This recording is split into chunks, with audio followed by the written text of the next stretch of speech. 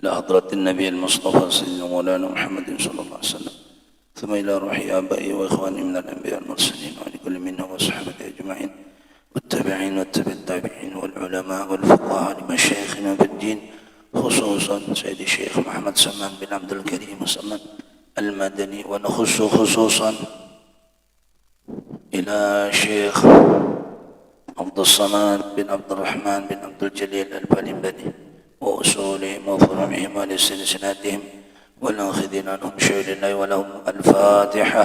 أعوذ بالله من الشيطان الرجيم. بسم الله الرحمن الرحيم. الحمد لله رب العالمين الرحمن الرحيم مالك يوم الدين، إياك نعبد وإياك نستعين اهدنا الصراط المستقيم صراط الذين أنعمت عليهم غير المغضوب عليهم ولا الضالين آمين يا رب العالمين.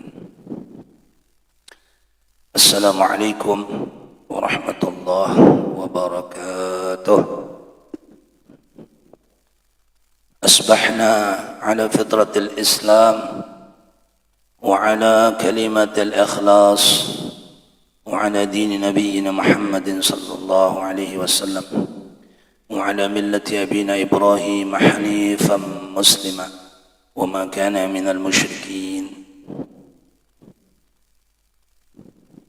الحمد لله، الحمد لله الذي أحيانا بعدما أماتنا وإليه النشور. أشهد أن لا إله إلا الله وحده لا شريك له، وأشهد أن محمدا عبده ورسوله لا نبي بعده. اللهم صل على سيدنا محمد وعلى آل سيدنا محمد. سبحانك لا علم لنا إلا ما علمتنا إنك أنت العليم الحكيم، ولا حول ولا قوة إلا بالله العلي العظيم. رب اشرح لي صدري ويسر لي أمري واحلل عقدة من لساني يفقهوا قولي. أما بعد. Jamaah yang dirahmati Allah Subhanahu wa taala, alhamdulillah pagi hari ini kita masih diperkenankan oleh Allah Subhanahu wa taala untuk berkumpul bersama-sama setelah melaksanakan salat subuh berjamaah. Kita akan kembali melanjutkan pelajaran-pelajaran kita yang pada pagi hari ini kita akan kembali memutalaah kitab Sayar Salikin ila Ibadati Rabbil Alamin yang ditulis oleh guru kita Syekh Abdul Samad Al-Balimbani rahimahullah ta'ala. Qala al-muallif wa nafa'na bi'ulumihi amin ya Rabbal Alamin.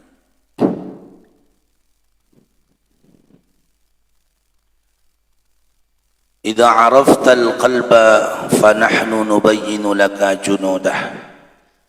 Apabila engkau ketahui hakikat hati,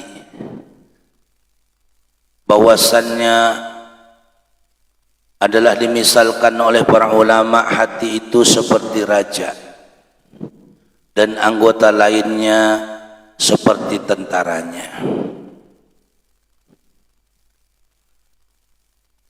Jundun yushahidu bil basari wa huwa al yadu wal rijlu wal ainu wa sairul a'dha.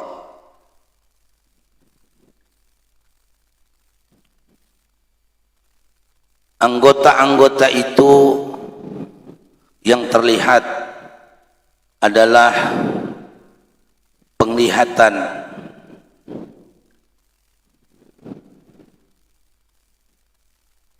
tangan, kaki, mata, dan anggota-anggota yang lainnya. Wajudun yushahidu bil basirati wa hiya sifatu ala ma sayati dzikruha.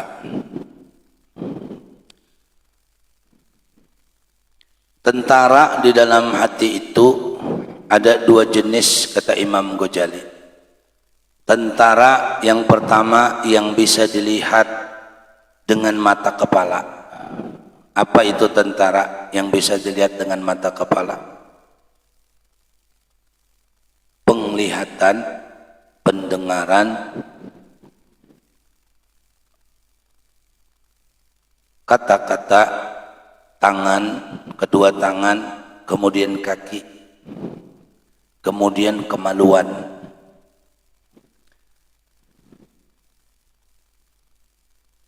Itu anggota yang pertama, dan anggota itu kalau dia melakukan maksiat disebut maksiat zahir. Kalau dia melakukan taat itu namanya taat zahir.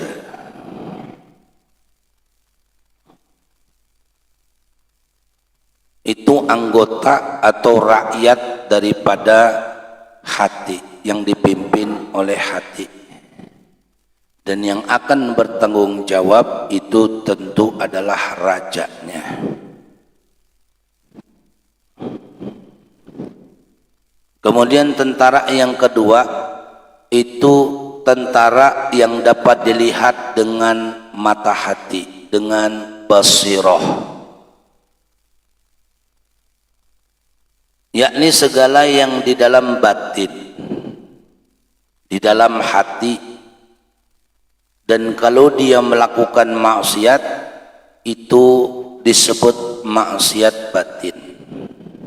Kalau dia melakukan taat itu disebut taat batin. Jamaah yang dirahmati Allah Subhanahu wa taala, mengenai maksiat zahir yang dilakukan oleh anggota yang zahir, dikatakan oleh Al-Imam Al-Ghazali rahimahullah ta'ala di dalam kitabnya Bidayatul Hidayah.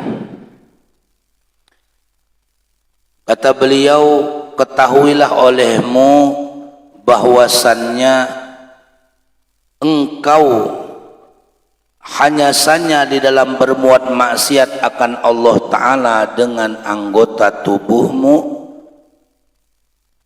dan anggota tubuhmu itu adalah nikmat dari Allah atasmu, dan lagi anggotamu itu adalah pertaruhan Allah, titipan Allah padamu. Maka jika engkau berbuat maksiat dengan segala sesuatu daripada anggota tubuhmu, maka sama halnya engkau telah minta tolong atau menggunakan nikmat Allah untuk berbuat maksiat. Maka hal itu adalah sehingga kufur bagi nikmat Allah, atau disebut kufur nikmat, yakni menyia-nyiakan yang dijadikan Allah Ta'ala. Karena sesungguhnya seluruh anggota tubuh kita diciptakan oleh Allah Ta'ala, dijadikan oleh Allah Ta'ala untuk ibadat. Wa ma khalaqatul jinna wal insa illa liya'budun. Tidak kujadikan jin dan manusia melainkan untuk beribadah. Jadi apabila kita bermaksiat dengan tubuh, sementara tubuh kita ini diciptakan untuk ibadat, itu namanya disebut oleh Imam Ghazali kufur nikmat. Tapi kufur di sini bukan kufur agama, ya, bukan kafir agama, tapi kufur nikmat.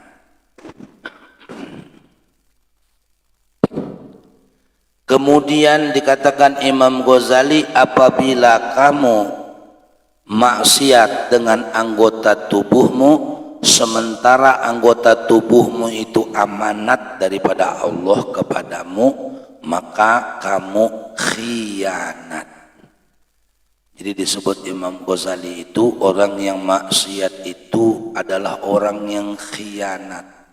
Khianat dengan titipan Allah Subhanahu wa ta'ala, dan khianat kepada Allah itu sebesar-besar kezaliman. Maka dikatakan oleh Imam Ghazali, jagalah, peliharalah anggotamu sekaliannya itu. Karena memang kamu itu adalah penjaganya. Fanzuru kaifa tar'aha, kata Allah. Maka perhatikan betul-betul bagaimana engkau memeliharanya.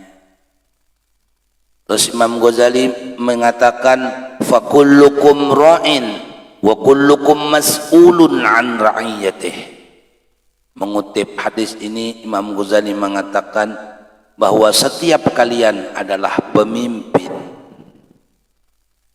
Wa kullukum mas'ulun, dan setiap pemimpin itu akan dimintai pertanggungjawaban, akan ditanyai oleh Allah Subhanahu wa taala an ra'iyatih, akan segala rakyatnya.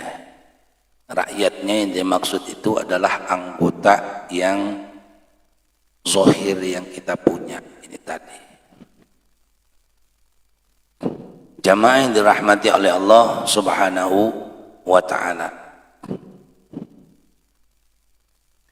Maka wajib atas tiap-tiap orang mukallaf.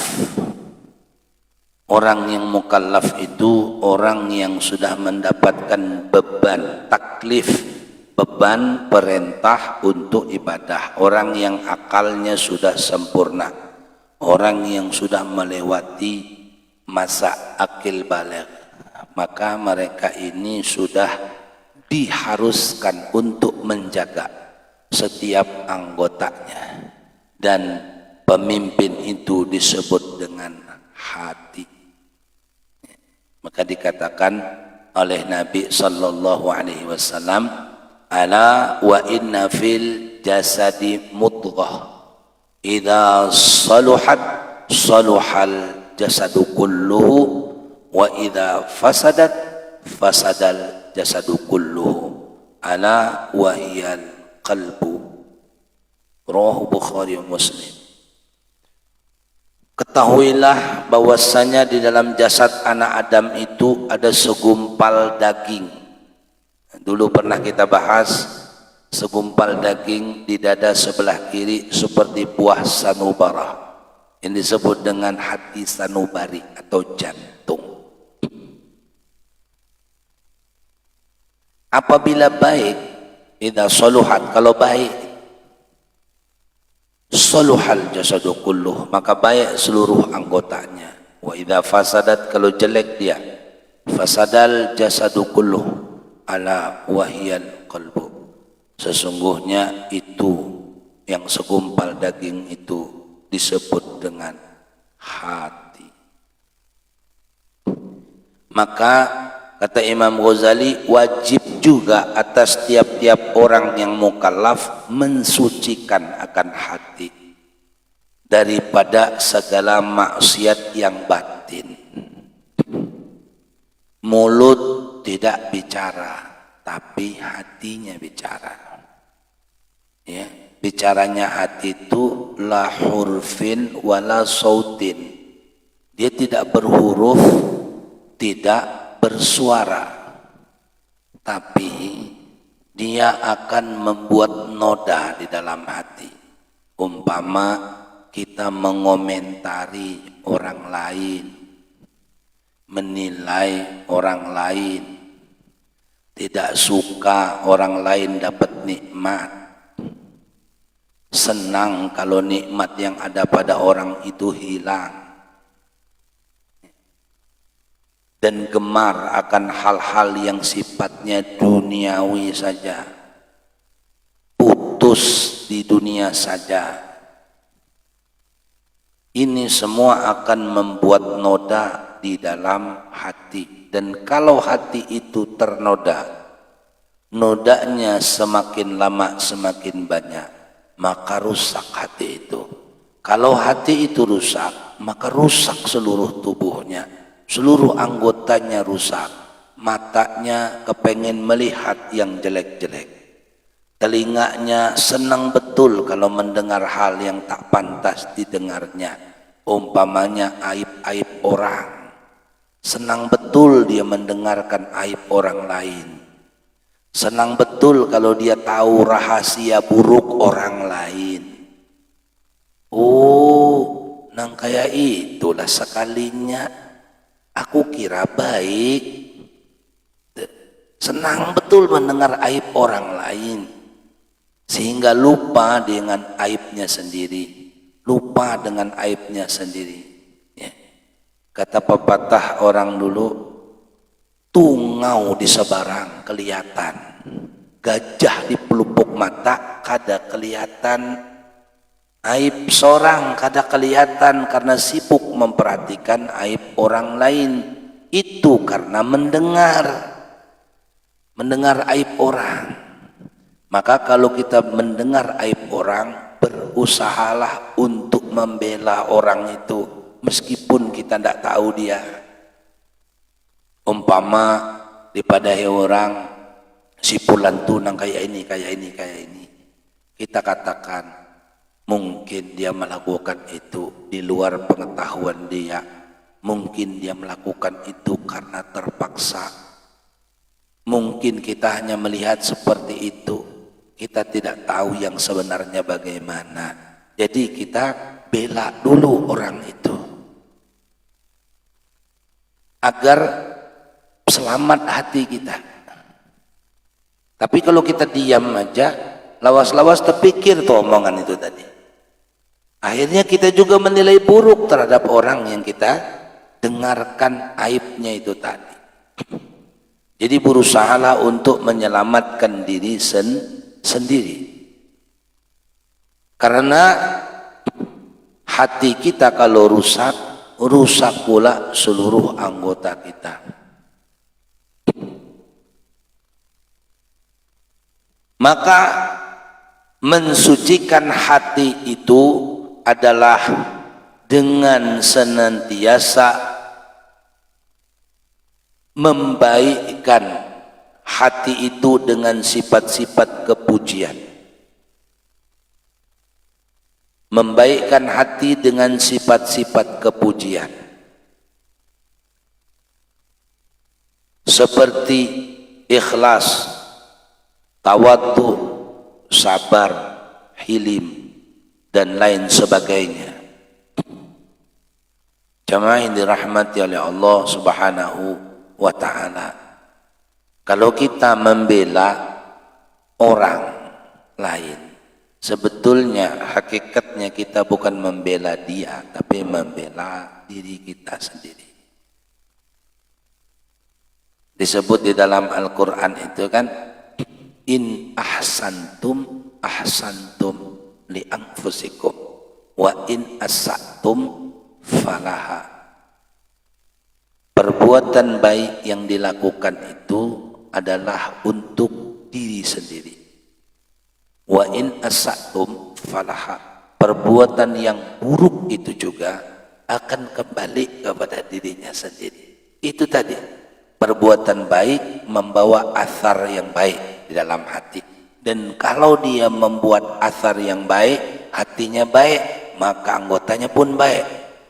Tapi kalau buruk, menimbulkan bekas yang buruk di dalam hati, rusak hatinya, maka buruk semua anggota tubuhnya. Nang rugi siapa? Nang rugi kita seorang. Jamaah yang dirahmati Allah Subhanahu wa ta'ala. Maka jikalau tidak kita mensucikan hati dari segala maksiat yang batin, tidak kita baikkan akan dia dengan berbuat segala taat yang batin, niscaya ikut seluruh anggota itu akan syahwat hawa nafsu yang amarah bisu. Seperti sangat suka, sangat cinta dengan dunia, gemar dengan dunia. Dan apabila jadi maksiat yang di dalam hati itu, niscaya mengikut pula anggota yang zahir untuk bermaksiat yang zahir. Jadi maksiat yang zahir itu diawali dari maksiat yang batin. Dan adalah yang demikian itu berbalik, yakni pada ketika itu jadilah hati akan hamba bagi nafsu amarah. Jadi akhirnya kebalik, hati kita jadi hambanya nafsu, nafsu yang amarah. Dan jadilah nafsu itu menjadi rajanya. Jadi sudah ditaklukkan hati itu, terpenjara dia, maka yang jadi rajanya nafsu. Segala perbuatannya karena nafsu. Hatta dia sepertinya berbuat baik, isinya nafsu. Itu pengaruh hati, parahnya begitu. Tubuhnya melakukan kebaikan, umpat bersedekah, ya kan? Umpat ke pesantren, bangun masjid dan lain sebagainya. Tapi isinya, diri itu sebetulnya rajanya bukan lagi hati, tapi nafsu. Wal'iyadz billah. Tsumma na'udzu billahi min dzalik. Itu akan membawa kebinasaan kerajaan hatinya. Dan karena sebab itulah kita disuruh memerangi hawa nafsu yang amarah dan disuruh melawan akan kehendaknya itu, yakni jangan diikuti nafsu amarah supaya baik kerajaan hati kita. Jamaah yang dirahmati Allah SWT, maka wajar saja kalau dikatakan di dalam kitab ini juga bahwa kata Nabi, kita baru saja kembali dari perang kecil menuju perang besar. Itu habis perang Badar. Setelah perang Badar, Nabi berkata kepada sahabat begitu, kita baru saja kembali dari perang kecil menuju perang besar. Sahabat ini bingung karena perang Badar itu menurut mereka adalah perang yang sangat besar. Bayangkan, sahabat jumlahnya hanya 313. Sahabat itu jumlahnya 313 orang. Orang kafir Quraisy itu jumlahnya ribuan orang. Orang 300 lawan orang 1000-an, lebih banyak, tapi menang. Tapi Nabi setelah perang yang besar itu justru mengatakan itu adalah perang yang kecil. Kita akan menghadapi perang besar. Sahabat bertanya, perang yang mana lagi ya Rasulullah? Nabi mengatakan jihadun nafs, perang melawan hawa nafsu. Karena memang hawa nafsu kita ini amat sangat perlu kita perhatikan dalam setiap apa yang kita lakukan. Jangan sampai kita merasa itu adalah perbuatan baik, padahal perbuatan itu adalah perbuatan jelek karena dipimpin oleh nafsunya. Maka oleh karena itu Nabi juga bersabda, innamal a'malu binniyat. Hanya saja amal perbuatan itu tergantung dengan niatnya. Jadi nilai perbuatan itu yang zohir itu tergantung dengan yang keluar dari hatinya. Niat itu kan adanya di hati. Hahuna. Niat itu di sini, di hati. Allah tidak melihat rupa zohirnya saja, tapi Allah melihat dari hatinya, baru kemudian ke seluruh anggota tubuhnya. Maka dikatakan oleh Syekh Abdul Somad, ketahuilah olehmu wahai saudara kami yang menjalani akan jalan orang muqarrabin, yang akhyar, bahwa maksud dengan maksiat yang batin yang disuruh oleh Allah Ta'ala untuk mensucikan akan dia, yakni segala sifat yang kecelaan. Apa itu? Yang pertama, syarahut ta'am, sangat gemar dengan memperbanyak makan. Kapan di seluruh tempat makan yang enak tahu. Ke Jakarta tempat makan yang enak tahu. Ke Surabaya tempat makan yang enak tahu. Ya. Kemana saja kalau tempat makan yang enak tahu. Karena yang dipikirkan di kepalanya cuman makan. Kalau orang-orang kebanyakan, maka dia takut mati. Kenapa? Katanya kalau saya mati, anak istri saya makan apa? Yang dipikirkannya makan. Seolah-olah tidak ada Tuhan yang memberikan rezeki. Yang takutnya itu makan apa? Karena senantiasa memperbanyak makan. Yang kedua, syarahul kalam, memperbanyak kata-kata. Banyak ngomong tapi tidak ada manfaatnya. Maka Nabi bersabda, man kana yu'minu billahi wal yaumil akhir falyaqul khairan aw liyasmut, berkata yang benar atau diam. Ya. Karena orang banyak berkata-kata pasti banyak salahnya. Yang ketiga, marah. Ya. Yang ketiga, marah. Marah bukan pada tempatnya. Nabi juga pernah marah, tapi memang saatnya harus marah. Sahabat juga pernah marah. Ya. Apabila marah itu memang menjadikan kebaikan. Tapi kalau marah yang kada jelas, itu disebut maksiat batin. Segalanya marah, semua mau marah. Yang keempat, hasad, dengki. Ya, dengki itu tidak suka orang lain dapat kebaikan. Yang kelima, bakhil, pelit.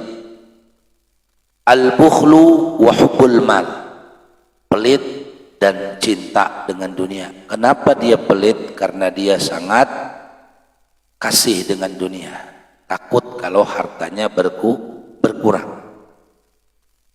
Yang keenam, hubbul jah, senang dengan kemegahan dan kebesaran, nama besar, pengen namanya besar, pengen terkenal, ya, pengen terkenal. Maka dia berbuat kebaikan di sana sini, maksudnya agar terkenal. Ya. Ini hubbul jah, juga maksiat batin. Yang ketujuh, hubbud dunia, cinta dengan dunia. Hubbud dunia, biasanya rangkaiannya hubbud dunia itu akibatnya hubbud dunia wa karahiyatul maut, takut mati, takut betul mati. Ya. Kalau disebut itu perbuatan buruk akan mengakibatkan dosa, dia tidak takut. Tapi kalau itu perbuatan jelek, kalau memperbuat itu kita bisa mati, langsung berhenti dia. Karena dia takut mati. Bukan takut dengan Tuhan, tapi takut mati. Ya, itu akibat hubbud dunia.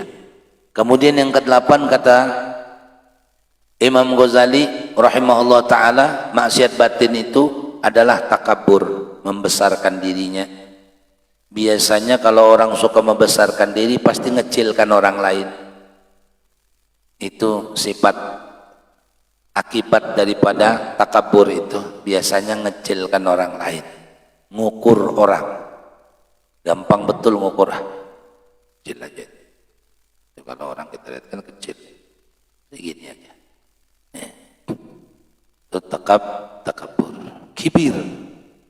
Yang ke-10, ujub, ajaban, heran dengan dirinya sendiri, heran dengan ibadah yang dilakukan, heran dengan ilmunya, heran dan lain sebagainya. Ini ujub.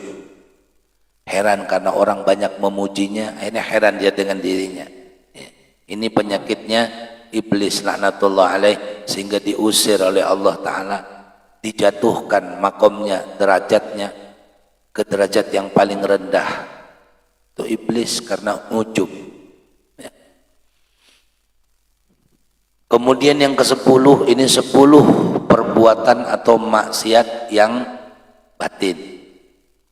Riya. Riya, dia melakukan kebaikan untuk diperhatikan oleh manusia. Jadi dia berbuat baik bukan karena Allah. Itu cirinya, kalau tidak ada orang dia tidak berbuat baik. Kalau dia sendirian dia tidak berbuat baik. Di depan orang berzikir, kalau sendirian tidak berzikir. Itu cirinya orang riya.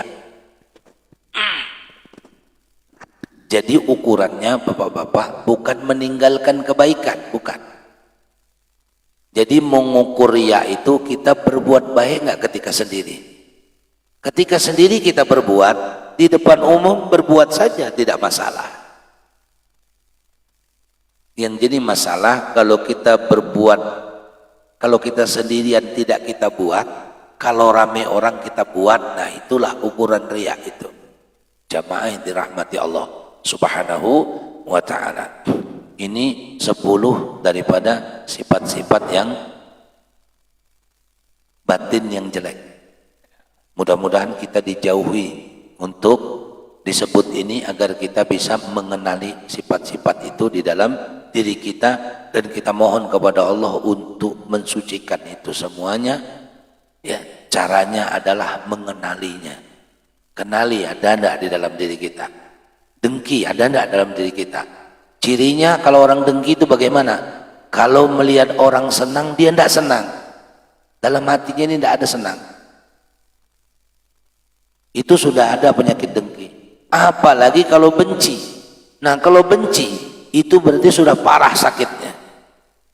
Tetangga kita dapat kesenangan, rezeki, dia berangkat umroh umpamanya, sekeluarga, kita tidak senang, kita tidak senang, kita tidak suka. Itu pertanda penyakit dengki di dalam hati kita sudah parah, sudah parah, dan itu harus segera diopname. Kalau kita punya penyakit zohir, penyakit itu sudah parah kan masuk rumah sakit, ya, diopname. Nah, makanya para ulama sekalian, Bapak Ibu yang dirahmati Allah, mengajarkan bagaimana cara-cara mensucikan batin, yakni dengan senantiasa berzikir kepada Allah Subhanahu wa Ta'ala dengan cara zikir yang benar. Ya. Diajarkan oleh para ulama, khususnya Sayyidi Syekh Muhammad Samman bin Abdul Karim Musamman Al-Madani, berzikir dengan kalimat La ilaha illallah. Ada 2 macam zikir itu. Yang pertama ditarik dari kaki sebelah kiri ke sebelah kanan. La, maksudnya dari ujung timur ke ujung barat yang ada di dunia ini. Ilaha, yang kita banggakan, ditarik ke atas. Ilaha, di atas pundak yang sebelah kanan. Yang kita banggakan, harta yang kita banggakan, pangkat yang kita banggakan, anak keturunan yang kita banggakan, ilmu yang kita banggakan. La ilaha. Kemudian diisbatkan, ditetapkan semuanya kepada Allah Ta'ala. Maka waktu nyebut illallah itu ke sanubari dada sebelah kiri. Illallah, la ilaha illallah, dengan kuat, suara yang kuat, jahar, seluruh ulama, para aulia-aulia Allah Subhanahu wa taala senang ridho dengan zikir jahar. Kalau penyakit kita sudah parah, tuh zikirnya begitu, ditembak dengan kalimat tauhid, la ilaha illallah, sebanyak-banyaknya. Maka insya Allah dengan zikir itu akan menghancurkan kotoran-kotoran yang ada di dalam hati kita. Tapi tidak cukup hanya zikir, mesti juga tolabul ilm, mesti juga nuntut ilmu agar kalimat la ilaha illallahnya bermakna, bukan ngucap saja, bermakna. Tahu dia la itu apa, ilaha itu apa, kemudian illah apa, dan Allah itu apa, sehingga betul-betul kalimat itu syarat membawa pembersihan akan hati kita, sehingga pecahlah darah kotor yang ada di dalam hati kita. Karena kita ini bedanya dengan Nabi kita Muhammad sallallahu alaihi wasallam, Nabi Muhammad itu dibelah dadanya, diambil jantungnya, ya, dipotong, diambil darah hitam yang ada di dalam lubang itu, diambil, dicuci dengan haud telaganya Rasulullah sallallahu alaihi wasallam, kemudian dikembalikan lagi, dibersihin. Nah kalau kita ndak, maka bersihkanlah itu kotoran dengan kalimat tauhid, la ilaha illallah. Maka dengan zikir kepada Allah Subhanahu wa taala dan mengetahui makna zikir itu, hati kita menjadi bersih. Tidak ada lagi maksiat-maksiat batin yang ada di hati. Kalau maksiat batin sudah berkurang, apalagi bisa hilang, maka hati menjadi baik. Kalau hati menjadi baik, maka seluruh anggota pun menjadi baik. Sehingga akan muncul perbuatan yang soleh, terbit dari hati yang soleh. Jamaah yang dirahmati Allah SWT, waktu yang singkat ini demikian yang bisa disampaikan. Mudah-mudahan ada manfaatnya. Kepada Allah SWT kita semua mohon ampunannya. Wallahu a'lam bishawab. Allahumma salli wa sallim ala sayyidina wa maulana Muhammad. Allahumma salli wa sallim ala sayyidina wa maulana Muhammad. Allahumma salli wa sallim ala sayyidina wa maulana Muhammad wa ala ali sayyidina Muhammad. أعوذ بالله من الشيطان الرجيم بسم الله الرحمن الرحيم الحمد لله رب العالمين اللهم صل على سيدنا محمد وعلى آل سيدنا محمد اللهم جملنا بالعافية والسلامة وحققنا بالتقوى والاستقامة وأعذنا من موجبات الندامة يوم القيامة إنك سميع الدعاء ربنا آتنا من لدنك رحمة وهيئ لنا من أمرنا رشدا ربنا آتنا في الدنيا حسنة وفي الآخرة حسنة وقنا عذاب النار وصلى الله على سيدنا محمد وآله وصحبه وسلم والحمد لله رب العالمين هدانا الله وإياكم أجمعين ثم السلام عليكم ورحمة الله وبركاته.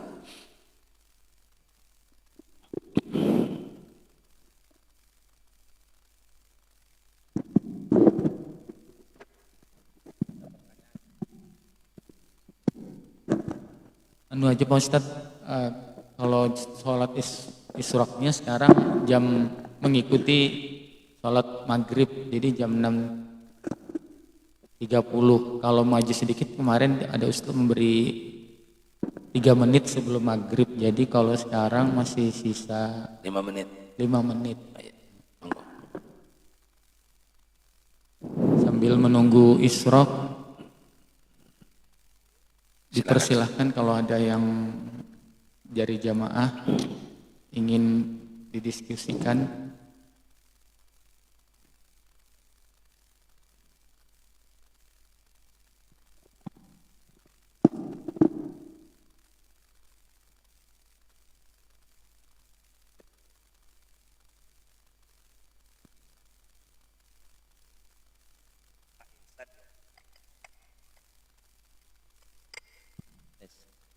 Makasih Ustadz, waktu ada 5 menit. Ini mohon pendapat aja Ustadz. Beberapa waktu yang silam di Samarinda ada Ustadz ya, ada pendapat bahwasanya sahabat 4 yang mendapat petunjuk setelah Rasulullah meninggal karena memiliki kelebihan untuk menjadi pemimpin atau kepala negara atau khulafaur rasyidin. Khulafaur Rasyidin. Susahnya menyebut. Itu ada 5. Ya, kalau 5 kita sih kalau beliau saya lihat berdasarkan dari sejarah, dari sirah, dan ada juga menyebutkan sedikit menyetir pendapat Nabi, pendapat Rasulullah SAW, yaitu sebelum kepemimpinan siapa, Bani Umayyah itu disebutkan Hasan yang kelima, Hasan, dan digantikan Husain juga. Ini bagaimana Ustaz pendapat begini, karena kita dari dulu meyakini sahabat itu ada 4. Oleh karenanya populer betul disebutkan sampai dalam sholawat ketika kita melaksanakan sholat tarawih, maka juga populer betul 4 sahabat yang disebut. Nah, kalau ada lagi yang kelima, apakah bisa ditambah? Ini banyak begitu pendapat baru yang juga membuat kita bingung. Bahkan ada juga, saya belum mempelajari betul, ada terdengar sedikit bahwasanya kalau nggak salah Siti Aisyah ya atau siapa itu marah pendapatnya kalau orang sholat sunat duha. Ini pendapat juga kita bingung juga, banyak betul pendapat akhirnya. Orang Indonesia ini kok kita pintar semua Ustaz, banyak yang pintar, tapi kadang-kala kita juga bingung yang mana mau diikuti. Makanya kita juga kadang-kala bingung begitu Ustaz. Barangkali Ustaz hanya berpendapat saja, tidak perlu menukan, karena kita juga kepingin pendapat. Bagaimana maksudnya sikap kita mendapati hal-hal yang begini. Terima kasih Ustaz. Assalamualaikum warahmatullahi wabarakatuh. Waalaikumsalam warahmatullahi wabarakatuh. Yang kita ikuti itu bukan pendapat 1-2 orang. Apalagi hal itu berkaitan dengan orang banyak. Ya. Selain Al-Quran dan Sunnah atau hadis Nabi, ada yang namanya ijma'. Ijma' atau kesepakatan para ulama. Maka kalau kita mengikuti ijma' para ulama ini, maka selamat kita di dalam memahami Al-Quran dan memahami hadis Nabi Muhammad sallallahu alaihi wasallam. Tentang khulafaur rasyidin, 4 sahabat terkemuka, sahabat Nabi Muhammad sallallahu alaihi wasallam, bukan berarti sahabat yang lain tidak mulia. Bukan berarti sahabat yang lain itu tidak mendapat petunjuk. Seluruh sahabat Rasulullah radhiyallahu anhum ajma'in itu semuanya mulia. Kita tidak boleh mengecilkan, apalagi menghina, apalagi membenci salah satu saja dari mereka. Tidak boleh. Ya. Jadi mengenai siapa khulafaur rasyidin, ya, ada selain yang 4 itu yang berpendapat begini, yang berpendapat begitu, boleh saja berpendapat. Tapi untuk menyampaikan itu kepada orang banyak, maka lebih selamat kita mengikuti pendapat orang banyak. Ya. Ada juga ulama yang mengatakan khulafaur rasyidin. Khulafa itu kan artinya pengganti Nabi, para khalifah pengganti Nabi. Itu ada juga yang berpendapat khulafaur rasyidin itu 5 memang, tapi yang 1 setelah Sayyidina Ali itu adalah Sayyidina Umar bin Abdul Aziz, yang merupakan anggota daripada tabi'in, ya, anggota daripada tabi'in yang semasa hidupnya dengan Sayyidina Hasan Al-Basri radhiyallahu anhu, semasa dengan Sayyidina Hasan Al-Basri. cicit daripada Sayyidina Umar bin Khattab. Dia mengatakan seperti itu. Tapi meski demikian, seluruh ulama bersepakat sahabat yang 4 ini adalah sahabat yang disebut dengan Khulafaur Rasyidin. Kenapa kita tidak membesarkan pendapat 1-2 orang? Dikhawatirkan umat ini akan terbagi-bagi dan terpecah belah. Seperti ada orang yang mengutamakan salah satu dari sahabat 4 meninggalkan yang 3, jadi firqah baru dan lain sebagainya dan lain sebagainya. Dan itu tidak sama sekali mendukung hati kita untuk selamat kepada Allah Subhanahu wa taala. Yang jelas seluruh sahabat itu semua tanpa terkecuali, hatta yang paling dekat dengan Nabi sampai yang pernah berbuat maksiat sekalipun di dalam sirah kita baca, tetap mereka adalah sahabat Nabi radhiyallahu anhum ajma'in. Dan tetap siapapun dari mereka, kalau kita mendengar kabar tentang perbuatannya yang baik, bisa kita ikuti, karena semua perbuatan baik mereka tarbiyah langsung daripada Nabi Muhammad sallallahu alaihi wa alihi wa sahbihi wasallam. Jadi boleh saja, tentu kita juga senang Sayyidina Hasan, kita senang, kita cinta karena beliau cucunya Nabi, ya, cucunya Nabi daripada Sayyidatul Fatimah, maka kita wajib mencintainya, wajib pula mencintai Sayyidina Hasan dan seluruh keturunannya. Tapi apabila ada pendapat-pendapat yang agak sedikit berbeda dan berselisih dengan orang banyak, nanti dikhawatirkan akan muncul fitnah-fitnah baru. Karena sekarang ini banyak orang ahlu sunnah difitnah orang Syiah. Banyak yang fitnah itu bapak-bapak, ibu-ibu. Orang-orang kita ini yang suka berselawat segala macam difitnah Syiah. Difitnah Syiah. Yang sering-sering menyebut-nyebut Ahlul Bait itu difitnah Syiah. Apalagi kalau kita berpendapat yang menyelisihi daripada orang banyak, pemahaman orang banyak. Yang jelas siapapun yang dipilih sahabat Nabi itu adalah orang baik. Sayyidina Umar bin Abdul Aziz, terakhir saya jelaskan, Sayyidina Umar bin Abdul Aziz pernah ditanya oleh orang di zamannya, karena melihat ketaatannya, keadilannya sebagai pemimpin, baik memimpin masyarakat sampai dia tidak memperkaya diri sendiri, solehannya luar biasa, hormat dengan ulama. Ditanya sama orang, wahai Amirul Mukminin, saya mau bertanya, bagus Andakah atau Sayyidina Muawiyah ibn Abi Sufyan?